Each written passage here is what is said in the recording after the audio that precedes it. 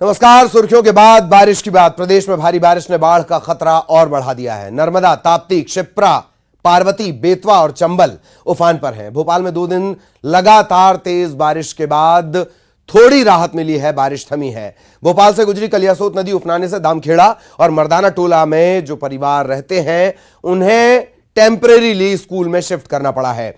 श्योपुर में सुंडी और साण गांव फिर से टापू बन गए हैं। रायसेन में नेशनल हाईवे 146 पर पगनेश्वर के पास पुलिया पर पानी भर गया और इसके चलते विदिशा से संपर्क टूट चुका है। खरगोन के बड़वाह में नर्मदा नदी उफान पर है। नदी में बढ़ते जल स्तर के बाद मोरटक्का पुल को बंद कर दिया गया। जिला प्रशासन के मुताबिक एहतियातन पुल के ऊपर से आवागमन बंद किया गया है। खंडवा में इंदिरा सागर बांध और ओंकारेश्वर बांध के गेट खोले जाने के बाद नर्मदा नदी खतरे के निशान के ऊपर है। हरदा जिले में कुछ दिनों तक राहत लगने वाली बारिश अब आफत में तब्दील हो गई है। लगातार बारिश के चलते ग्रामीण इलाकों में हाल और बुरे हैं। ये अलग अलग जगहों की तस्वीरें इस वक्त आप देख रहे हैं। श्योपुर, खरगोन, रायसेन, खंडवा, इंदौर, हरदा।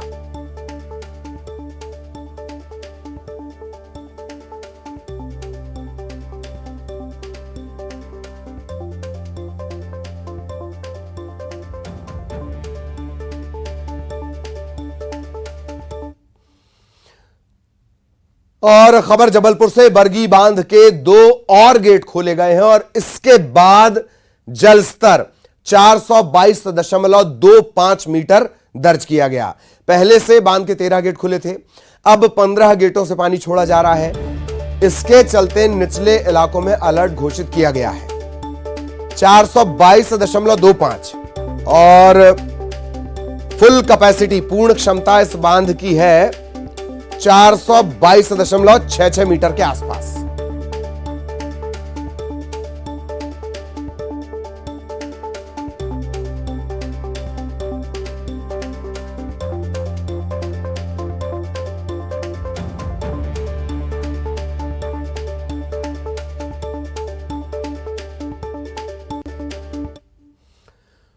और इस आफत की बारिश में लगातार हादसे भी हो रहे हैं। अलग अलग जगहों की तस्वीरें हम आपको दिखाएंगे। 2 तस्वीर आपको दिखाएंगे। एक सीहोर की है। यहां सीवान नदी में एक डूबी हुई कार मिली है। इसमें नसरुल्लागंज के पटवारी महेंद्र रजक का शव बरामद हो गया है। इनके साथ बड़ौदिया के तहसीलदार नरेंद्र ठाकुर थे, वो अब तक लापता हैं। ये दोनों सोमवार से लापता थे। पटवारी के परिवार ने गुमशुदगी की रिपोर्ट दर्ज करवाई। कार में पटवारी और तहसीलदार दोनों सवार थे। ये एक तरफ सीहोर में आप देख रहे हैं, सिवान नदी से ये कार बरामद कर ली गई है। श्योपुर की तस्वीर आप देख रहे हैं। पार्वती और चंबल नदी में उफान का दौर जारी है।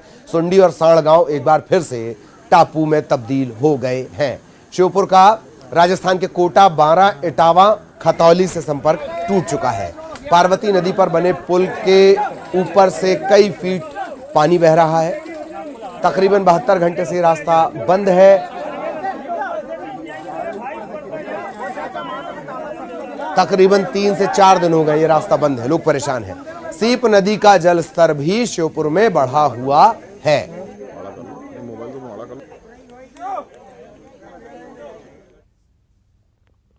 अब आपको रायसेन और इंदौर की तस्वीर दिखाते हैं। रायसेन में बारिश की वजह से विदिशा से सड़क संपर्क टूटा है। यहां नेशनल हाईवे 146 पर पगनेश्वर के पास पुलिया पर पानी है। रायसेन की तस्वीरें देख लीजिए। पगनेश्वर के पास पुलिया के ऊपर से पानी, सड़क नजर ही नहीं आएगी, पुलिया आपको नजर ही नहीं आएगी, इतना पानी है। बेतवा रौद्र रूप में है। एक और तस्वीर आप देख रहे हैं। पगनेश्वर के आसपास कई गांव डूब की कगार पर है। सड़क पर 2 फीट से ज्यादा पानी। प्रशासनिक टीम पहुंची हुई है। एक तस्वीर इंदौर की भी। मोरटक्का पुल पर बाढ़ के हालात बन गए। इंदिरा सागर और ओंकारेश्वर बांध के गेट खोले गए। जल स्तर अचानक से बढ़ा और इंदौर खंडवा का सीधा संपर्क टूट चुका है। खंडवा के निचले इलाकों में रेस्क्यू के निर्देश दे दिए गए हैं।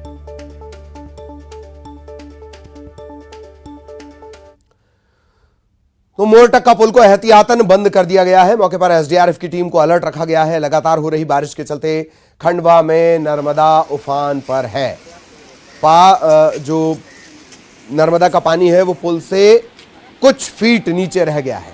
ओंकारेश्वर और इंदिरा सागर डैम से पानी छोड़े जाने के बाद नदी के जलस्तर में और बढ़ोतरी हो सकती है, खतरा और बढ़ सकता है। कलेक्टर ने लोगों से अपील की है कि वो बांधों के पास ना जाएं।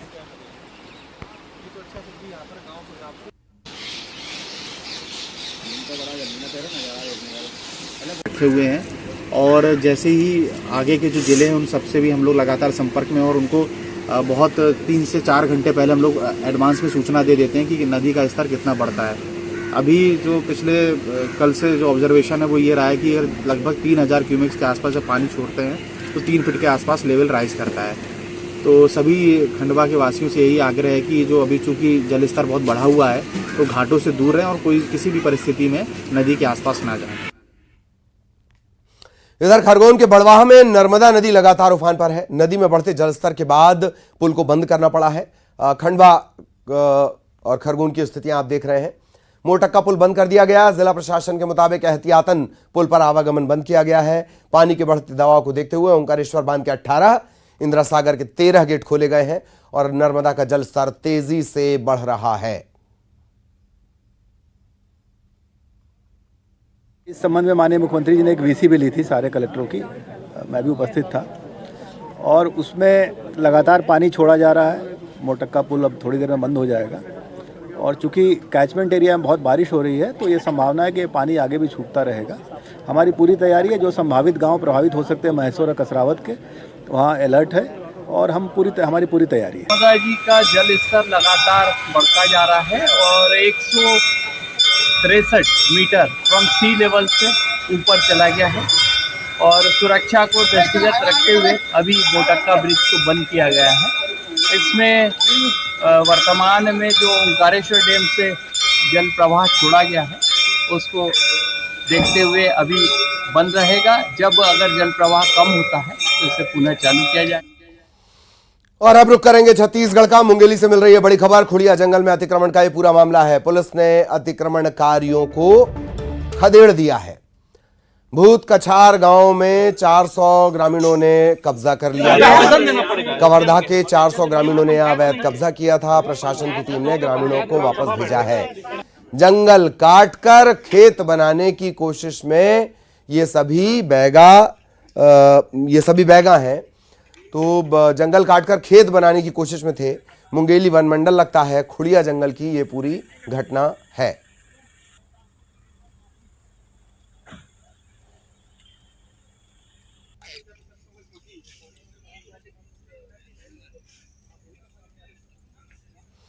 मुंगेली से बड़ी खबर आपको बता दें, खुड़िया के जंगल में अतिक्रमण का ये पूरा मामला है।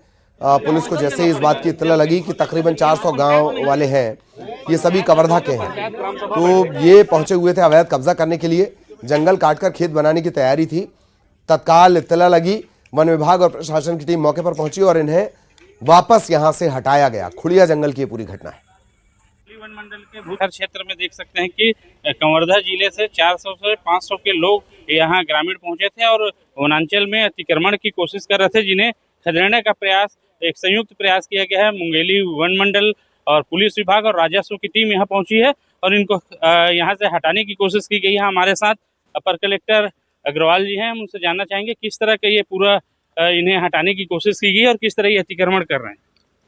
कल हम लोग को सूचना मिली कि पिछले 2 दिनों से यहाँ पे कवर्धा जिले से और डिंडोरी जिले मध्य प्रदेश के लोग आकर के यहाँ पे अस्थायी रूप से रह रहे हैं और कब्जे का प्रयास कर रहे हैं। तो डीएफओ साहब के माध्यम से जानकारी प्राप्त हुई। तत्काल कलेक्टर साहब, एसपी साहब के द्वारा इसमें ज्वाइंट टीम का निर्माण किया गया। आज सुबह हम लोग यहाँ पे आ गए थे और उनको समझाइश देकर बताया गया कि आपका अधिकार नहीं बनता है कि आप यहाँ पे आकर इस प्रकार से अवैध कब्जा करें, और काफ़ी समझाइश के बाद वो मान गए और अभी वो अपने अपने जगह पे जा रहे हैं। तो हम भी उसमें मदद करें कि उनको ट्रैक्टर के माध्यम से उनको भिजवाने का प्रयास कर रहे हैं। वन विभाग, पुलिस विभाग और राजस्व विभाग तीनों यहाँ पर उपस्थित थे। सभी ने समझाया, वो मान गए।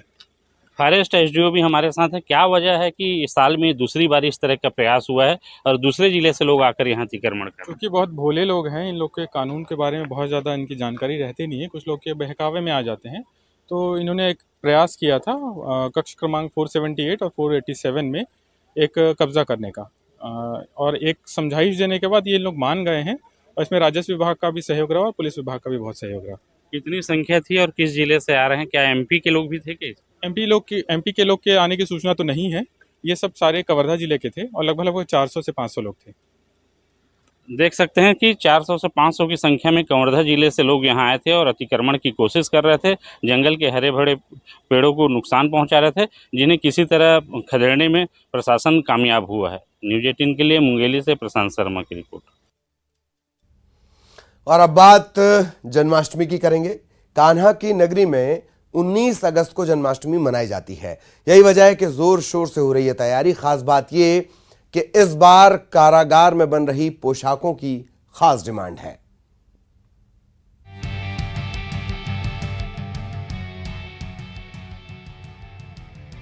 मशीनों पर चल रहे हाथ कभी अपराध से सना हुआ करते थे और आज महाप्रभु के जन्मोत्सव की तैयारी में जुटे हैं।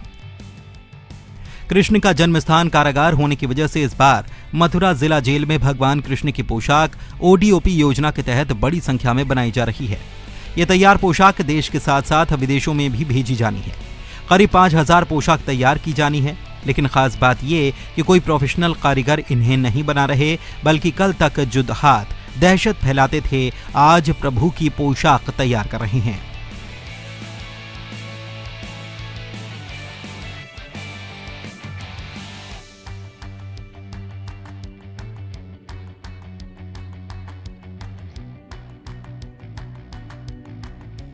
एक निजी संस्था हरि प्रेम सोसाइटी गाजियाबाद ने पहले इनसे सैंपल बनवाए और बाजार में पास होने के बाद इन बंदियों को पोशाक बनाने का ठेका मिला।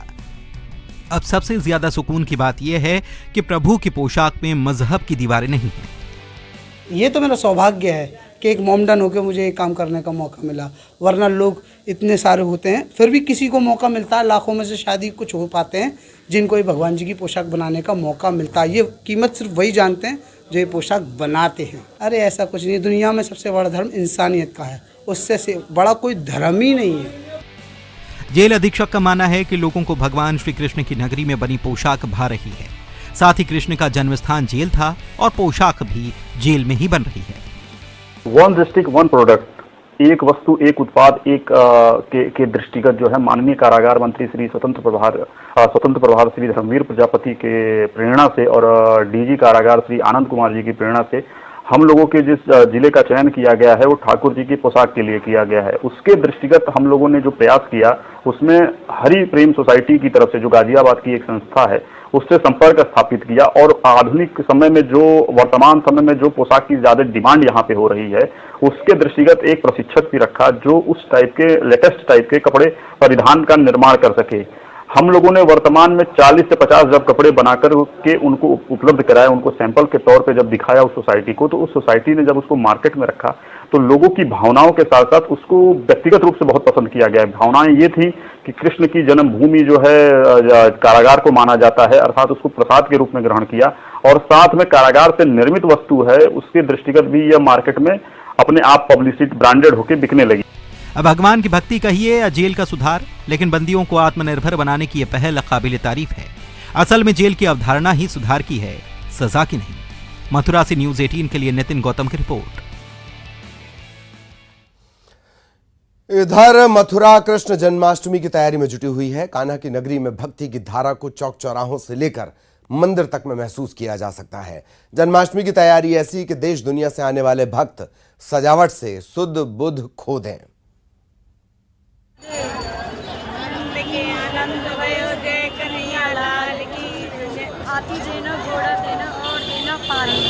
यूं तो पूरी दुनिया बाकी बिहारी के जन्म को लेकर तैयारी कर रही है, लेकिन मथुरा की बात अलग है।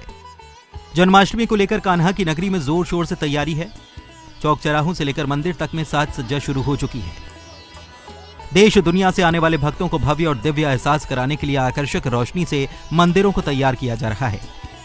श्री कृष्ण जन्म स्थान के सचिव विस्तार से जानकारी दे रहे हैं। दिव्य पोशाक 18 को भगवान को अर्पित की जाएगी और 19 को उन्हें पहनाई जाएगी। भाद्रपद कृष्ण अष्टमी 19 अगस्त को भगवान श्री कृष्ण की पुण्य जन्मभूमि पर श्री कृष्ण जन्म महोत्सव का बहुत ही दिव्य और भव्य आयोजन होगा। इसके लिए सभी तैयारियां बहुत ही जोर शोर से चल रही हैं। भक्तजन भी भगवान श्री कृष्ण के जन्म महोत्सव को दिव्य बनाने के लिए रात दिन जुटे हुए हैं। मंदिर में साज सज्जा का कार्य बहुत जोर शोर से चल रहा है। मंदिर में बाहरी हिस्से में जो प्रकाश व्यवस्था से उसका जो सौंदर्यीकरण किया जाता है वह कार्य भी अपने अंतिम चरण में है। फूल बंगला का निर्धारण हो रहा है और 18 तारीख से फूल बंगले का निर्माण शुरू हो जाएगा। भगवान की पोशाक 18 तारीख को ठाकुर जी को धारण कराई जाएगी, ठाकुर जी को अर्पित की जाएगी, जिसको धारण कर कर भगवान जन्माष्टमी के दिन 19 अगस्त को भक्तों को दर्शन देंगे। भक्तों को प्रसाद अधिक से अधिक मात्रा में प्राप्त हो, इसके लिए बृहद मात्रा में प्रसाद का निर्माण कराया जा रहा है और उसके वितरण की सुचारू व्यवस्था सुनिश्चित की जाएगी। भक्तों के पहुंचने का सिलसिला शुरू हो चुका है। भक्ति के रंग में डूबे भक्तों का उत्साह देखते ही बनता है। हम लोग अलीगढ़ से आए हुए हैं, हम जन्माष्टमी को सेलिब्रेट करने के लिए आए हुए हैं और भगवान जी को विश करने के लिए, उनका आशीर्वाद लेने के लिए आए हुए हैं। किस तरीके से जन्माष्टमी मना रहे हैं आप लोग? हम लोग वही भगवान जी के दर्शन करके, उनका आशीर्वाद लेकर के हम लोग जन्माष्टमी को सेलिब्रेट करेंगे। उनकी विशेष चाहिए हमें, तो उनका ब्लेसिंग्स भी चाहिए साथ में।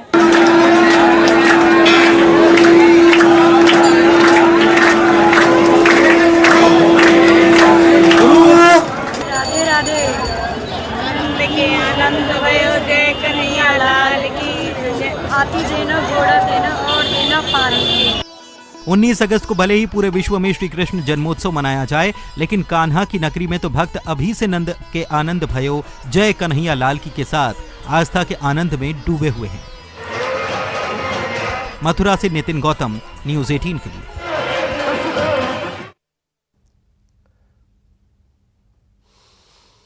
जन्माष्टमी भले ही 19 को मनाई जानी है, लेकिन द्वारकाधीश की नगरी पूरी तरह तैयार है। जिला प्रशासन ने सारी तैयारियों का जायजा भी लिया है।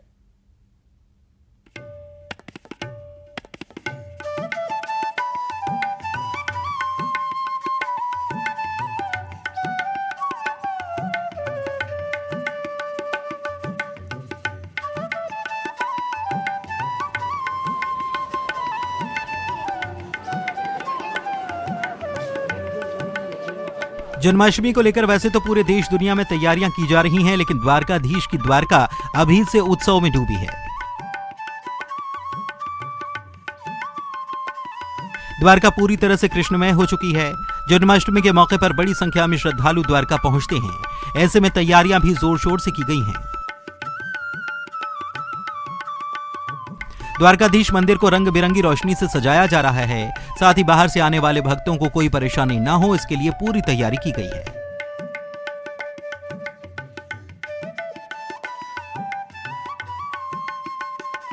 पार्किंग की चाक चौबंद व्यवस्था के अलावा बाकी सुविधाओं का भी ध्यान रखा गया है। सुरक्षा के लिहाज से जगह जगह पुलिस तैनात की गई है। इतना ही नहीं, जगह जगह चौकियां बनाई जाएंगी ताकि बाहर से आने वाले भक्त परेशान न हों।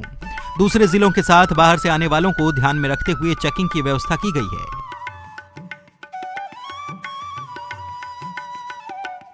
तैयारियां अंतिम दौर में हैं, इसीलिए जिला प्रशासन पूरी सतर्कता बरत रहा है। अधिकारी खुद व्यवस्थाओं का जायजा ले रहे हैं।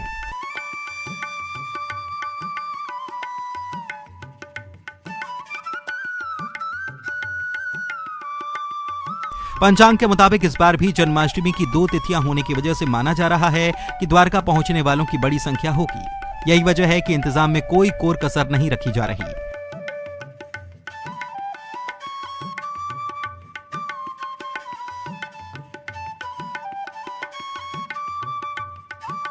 भगवान कृष्ण की बसाई द्वारका में जन्माष्टमी खास तरीके से मनाई जाती है।